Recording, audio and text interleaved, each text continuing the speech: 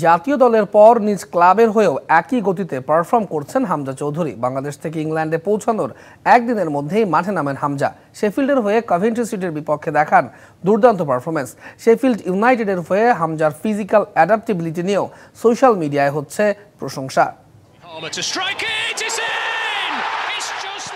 English ফুটবলে সেই চিরচেনা পরিবেশ, কিন্তু সেই মাঠে হামজা নেমেছেন নতুন পরিচয়ে, যার নামের পাশে এখন লাল সবুজের পতাকা চকচক করে। চ্যাম্পিয়নশিপ লিগে কভেন্ট্রির বিপক্ষে ম্যাচে তাই হামজাকে বাংলাদেশের হামজা হিসেবেই পরিচয় করিয়ে দিলেন ধারাভাষ্যকার।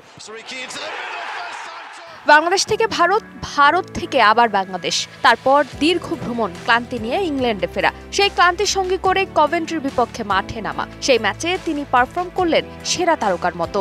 এই ম্যাচে কভেন্ট্রিকে হারিয়ে পয়েন্ট টেবিলের শীর্ষে উঠেছে তার দল শেফিল্ড ইউনাইটেড, সাথে ধরে রাখলো প্রমোশনের সম্ভাবনাও। ম্যাচে ক্লান্তি নিয়েই গ্রাউন্ড ডুয়েলসের ৩টার মধ্যে ২টিতে সফল হন হামজা।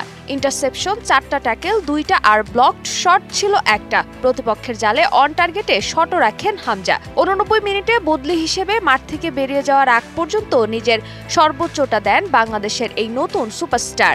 তারপরই হামজার ফিজিক্যাল অ্যাডাপ্টেবিলিটি নিয়ে প্রশংসায় পঞ্চমুখ শেফিল্ড সমর্থকরা। সামাজিক মাধ্যমে ভ্রমণ ক্লান্তি কাটিয়ে হামজার এই পারফরম্যান্সে প্রশংসা করেন সবাই। অনেকের মতে আন্তর্জাতিক ম্যাচে অভিষেক আরও উজ্জীবিত করেছে এই মিডফিল্ডারকে। সেখানেও সমর্থকদের সেই আলোচনার মাধ্যমে বিভিন্ন প্রসঙ্গে উঠে এসেছে বাংলাদেশের নাম। হামজার নামের পাশে বাংলাদেশের এই ট্যাগ উপভোগ করেছেন দেশের ফুটবল প্রেমীরাও। সবার প্রত্যাশা এভাবেই দেশের ফুটবলে নতুন জাগরণ আনবেন একজন হামজা। ফারজানা জাহান প্রিয়া, ডিবিসি নিউজ।